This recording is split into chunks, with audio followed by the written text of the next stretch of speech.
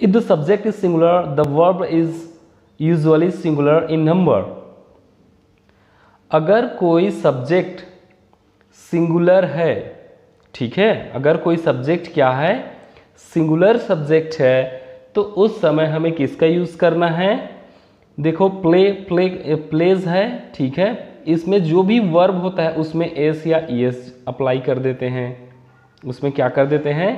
S या ES apply कर देते हैं if the subject is singular number.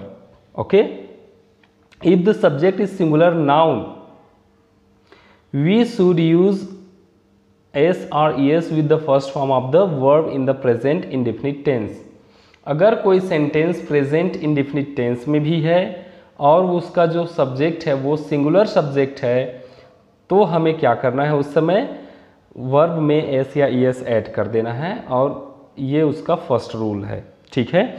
In the subject is if the subject is plural the verb is usually plural in number. For example butterflies, butterflies, fly. अगर subject singular है तो verb में S या ES जोड़ना है, और अगर subject plural है तो वहां पे एस या ईएस नहीं जुड़ेगा, ठीक है। Second rule, if two or more subject are connected by and they take a verb in a plural form. For example Reena and Rahul are my friends. अगर दो सब्जेक्ट हैं तो उसे कैसा माना जाएगा? प्लूरल माना जाएगा। अगर दोनों सब्जेक्ट के बीच में क्या है? एंड लगा हुआ है। क्या लगा हुआ है? एंड लगा हुआ है। जैसे यहाँ पे देखो रीना एक सब्जेक्ट है, रूपल एक सब्जेक्ट है, ठीक है। तो एक 1 and 1 2 there are two subjects and between the both subject it is the connector and, ठीक है। यहाँ पे कनेक्टर क्या है? एंड लगा हुआ है, दोनों को साथ में रखने वाला एंड लगा हुआ है, इसीलिए यहाँ पे हम लोग किसका यूज करेंगे? और का। किसका यूज करेंगे? और का। यहाँ पे इज और आर का यूज समझाया गया है। अगर वहाँ पे एक ही होता, रीना या फिर रूपल, दोनों में से कोई एक होता, वहाँ पे हम लोग किसका यूज करते? इज का यूज करते, ठीक है। Rule number third, if a singular subject is preceded by each और every the verb should be in the singular, ठीक है। यहाँ पे हम लोग क्लास 6 में, आपको याद होगा जब हम लोग नाउन के बारे में पढ़ रहे थे या फिर नंबर्स के बारे में पढ़ रहे थे नाउन के अंदर ही, तो वहाँ पे एंड रहेगा तो उसको सिंगुलर नंबर मानेंगे या प्लूरल नंबर कहेंगे।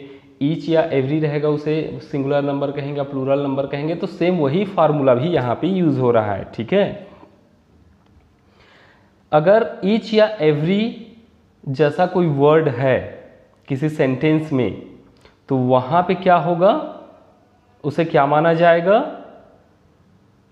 सिंगुलर नंबर माना जाएगा। और अगर सब्जेक्ट सिंगुलर नंबर है, जैसे यहाँ पे देख लो, तो उसमें वर्ब में क्या लगता है?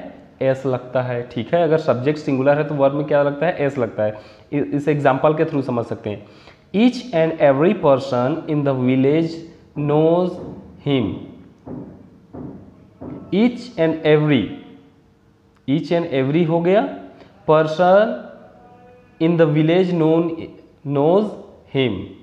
कहने का मतलब है गांव का हर व्यक्ति उसे जानता है। तो हर व्यक्ति क्या हुआ? एक ही व्यक्ति जानेगा। भले सभी लोग जानते हैं, लेकिन यहाँ पे ईच एंड एवरी का यहाँ पे फार्मूला अप्लाई हो रहा है वहाँ पे, इसलिए यहाँ पे क्या हुआ? वर्ब में एस जुड़ गया। वर्ब में यहाँ पे देखो एस जुड़ा हुआ है, ठीक है। क्यों ऐसा हुआ? क्योंकि ईच और एवरी लगने के कारण किसी भी सब्जेक्ट को हम लोग क्या मानेंगे? सिंगुलर नंबर मानेंगे, जो कि रूल नंबर 1 को फॉलो करेगा, ठीक है। देखते हैं रूल नंबर 4, 2 और more singular subject connected by entire either or take the verb in the singular. अगर यहाँ पे कोई ऐसा सेंटेंस जिसमें आइदर आर का यूज हुआ है, ठीक है, तो वहां भी हम लोग सब्जेक्ट को क्या मानेंगे? सिंगुलर नंबर ही मानेंगे। सिंगुलर नंबर में चाहे उसमें इज यूज करना हो, चाहे वर्ब में एस लगाना हो।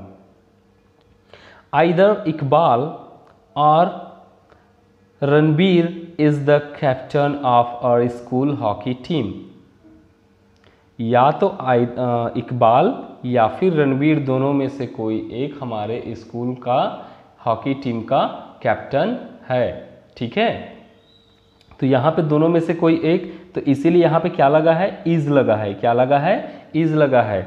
ठीक है, अगर ये दोनों एंड लगते, यहाँ पे अगर एंड लगाते तो यहाँ पे क्या हो जाता, आर हो जाता। जैसे यहाँ पे है रीना एंड रूपल, तो यहाँ पे क्या हो जाता, आर हो जाता। तो ये किसको फॉलो कर रहा है, रूल नंबर 2 को भी फॉलो कर रहा है।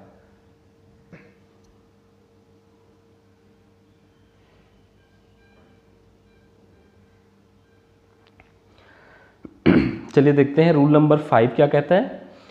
If of the two subjects the first one is singular and second one is plural, the verb will be plural form in case of either are।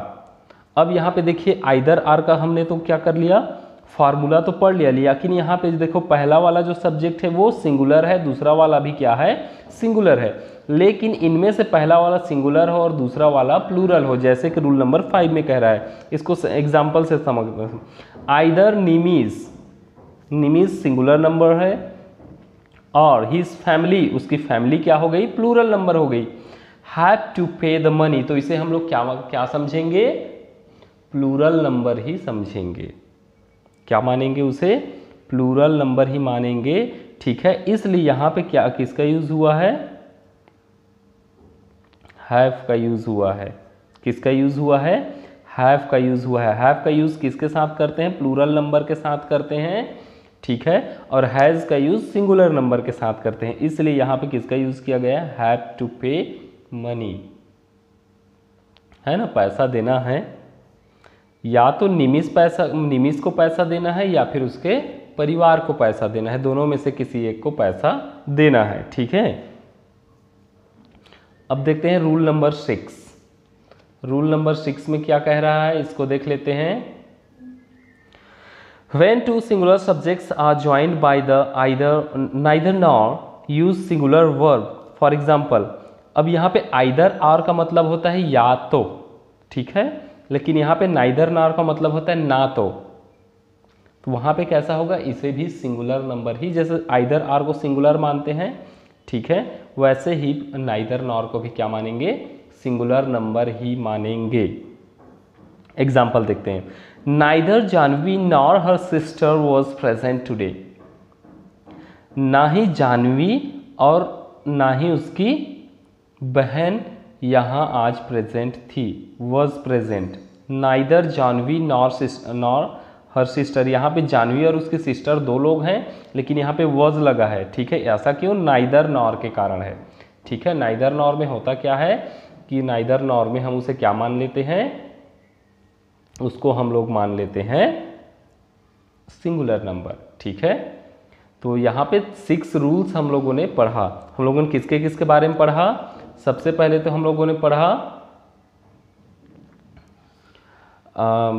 Subject singular है या plural है, उसके बारे में हम लोग यहाँ पे सिंगुलर प्लूरल के अकॉर्डिंग ही हम लोग सब्जेक्ट में कौन सा वर्ब लगेगा, उसमें हेल्पिंग वर्ब इज लगेगा या वाज लगेगा, क्या लगेगा, इसके बारे में ही पढ़ रहे हैं। ठीक है,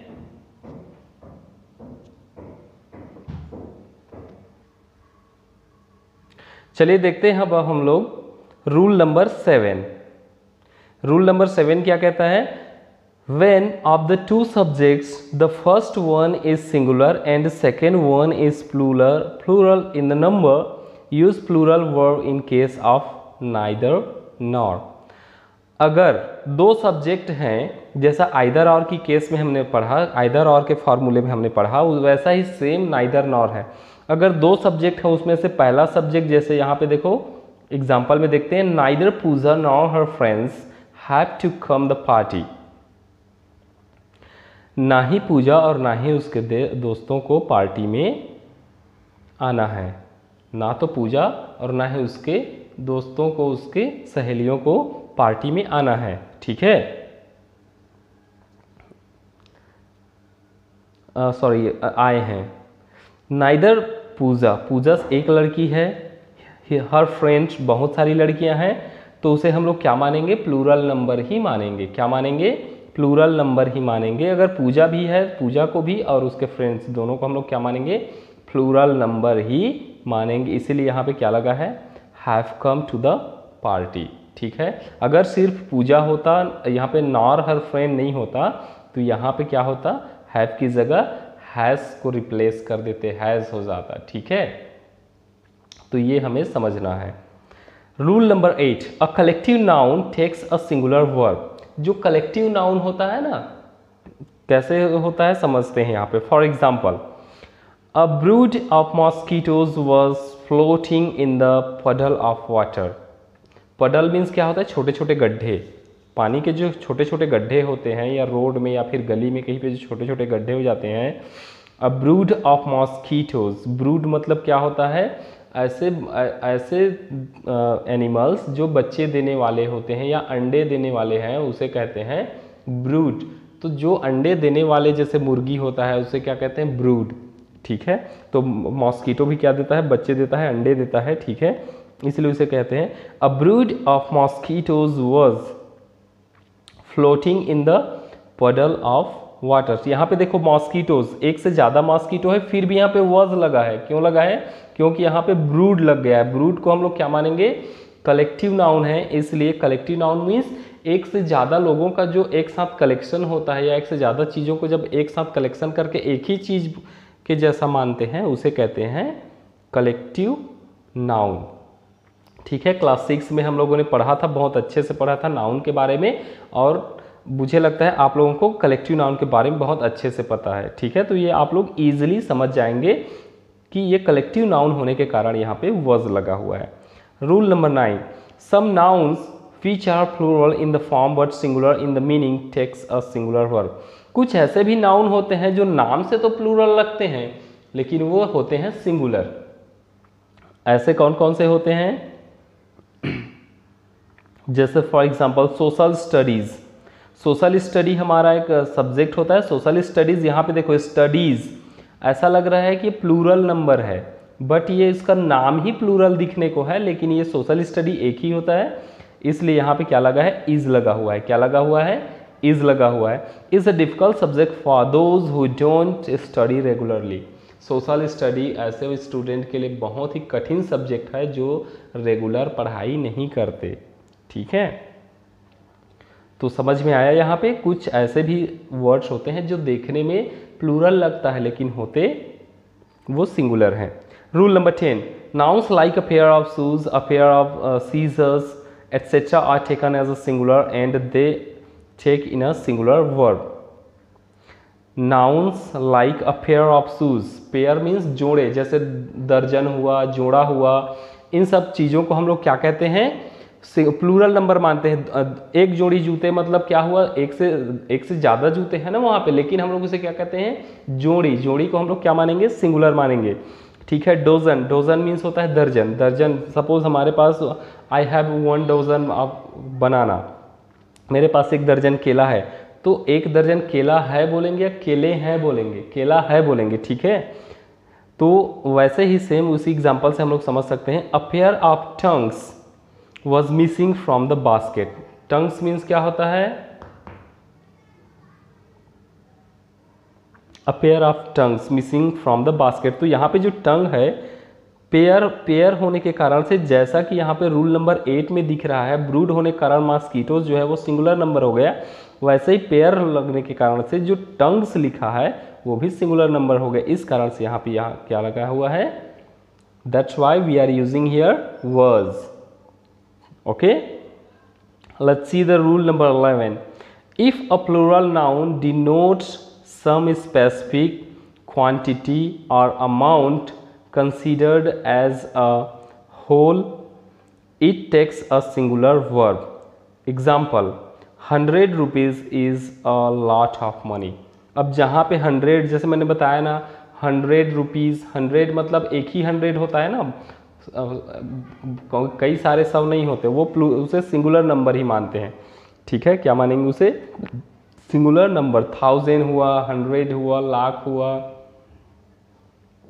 मेरे पास 1000 रुपया है, ऐसा बोलेंगे ना, 1000 रुपये है। ठीक है, मेरे पास 1000 रुपये हैं, ऐसे नहीं। ठीक है, मेरे पास 1000 रुपया था, तो क्या बोलेंगे, मेरे पास 100 रुपये था, मेरे पास 100 रुपये थे, ऐसा नहीं बोलेंगे, ठीक है। इसीलिए वो क्या है, सिंगुलर नंबर है। सिंगुलर नंबर होने के कारण से यहाँ पे क्या लगा है, इज लगा हुआ है। तो ये चीज़ हमें समझना था। आई होप आपको अच्छे से समझ में आ गया है कि सिंगुलर नंबर होने पर हम लोग को किसका यूज़ करना है, वर्ब में एस या ईएस लगाना है, नहीं लगाना है, इज का यूज़ करना है या आर का यूज़ करना है, वर्स का यूज़ करना है या वर का यूज़ करना है, हैव का यूज़ करना है या हैज़ का यूज़ करना है। तो ये किस पे डिपेंड करता है, agreement of verb with the subject. कहने का मतलब है सब्जेक्ट और वर्ब के बीच में कौन सा संबंध कैसे बनेगा, मतलब अगर सब्जेक्ट के अकॉर्डिंग हमें कौन सा वर्ब यूज़ करना है, चाहे वो हेल्पिंग वर्ब हो चाहे वो मेन वर्ब हो, ठीक है।